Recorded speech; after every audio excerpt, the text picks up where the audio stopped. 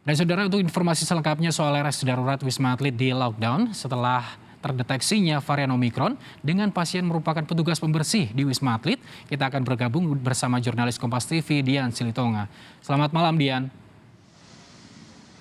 Dian, apakah malam ini lockdown ini sudah mulai diberlakukan di RS Wisma Atlet?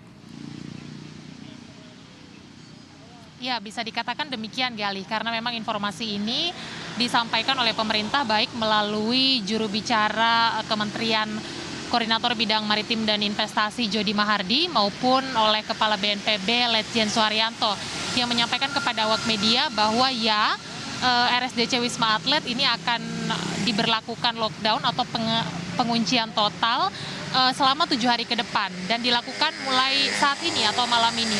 Hal ini juga terkonfirmasi dari pengalaman kami, tim di lapangan yang sejak sore hari tadi sudah berada di area Wisma Atlet Kemayoran, dan tadi sekitar pukul 19.30 atau setengah 8 malam, saya dan tim juga seluruh awak media yang berada di area press room Wisma Atlet Kemayoran ini diminta oleh petugas untuk keluar meninggalkan area Wisma Atlet. Alasannya karena memang akan dilakukan lockdown atau penguncian total di area Wisma Atlet per malam hari ini. Informasi yang disampaikan oleh Kepala BNPB Letjen Suharyanto kepada tim Kompas TV bahwa memang lockdown ini akan dilakukan selama 7 hari ke depan dan dilakukan di seluruh tower, baik tower 1 sampai tower 7 tanpa terkecuali. Di mana memang tower 1 hingga 3 ini nantinya akan difungsikan sebagai kantor pengelola Wisma Atlet, gugus tugas COVID-19 dan juga tenaga medis. Kemudian juga tower 5 dan 6 akan digunakan untuk merawat pasien terkonfirmasi positif COVID-19. Kemudian untuk tower 4 dan 7 ini tengah disiapkan untuk tempat karantina bagi WNI yang baru pulang dari luar negeri.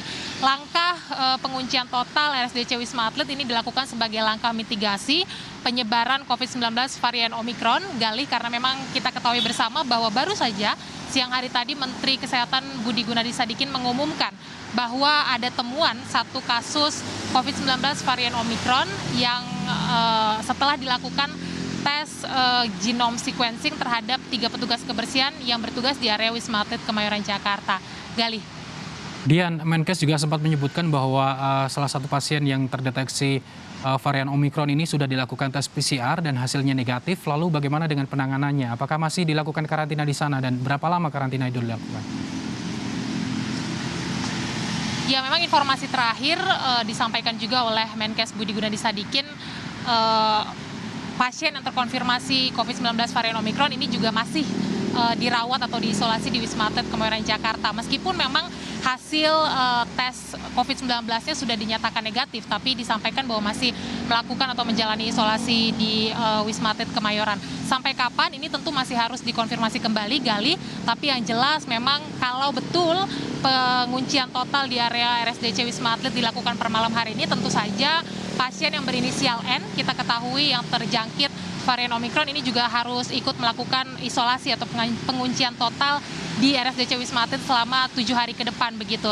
Tapi yang bisa saya sampaikan, Galih, meskipun kami tadi sudah diminta untuk keluar meninggalkan area Wisma Atlet, tapi kami belum melihat adanya perubahan suasana begitu, terutama dalam hal pengamanan, tidak ada pengetatan pengamanan begitu, dan juga kami pantau dari gerbang depan RSDC Wisma Atlet ini juga masih terbuka. Kami juga masih melihat orang ataupun kendaraan masih berlalu lalang masuk keluar dari gerbang RSDC Wisma Atlet.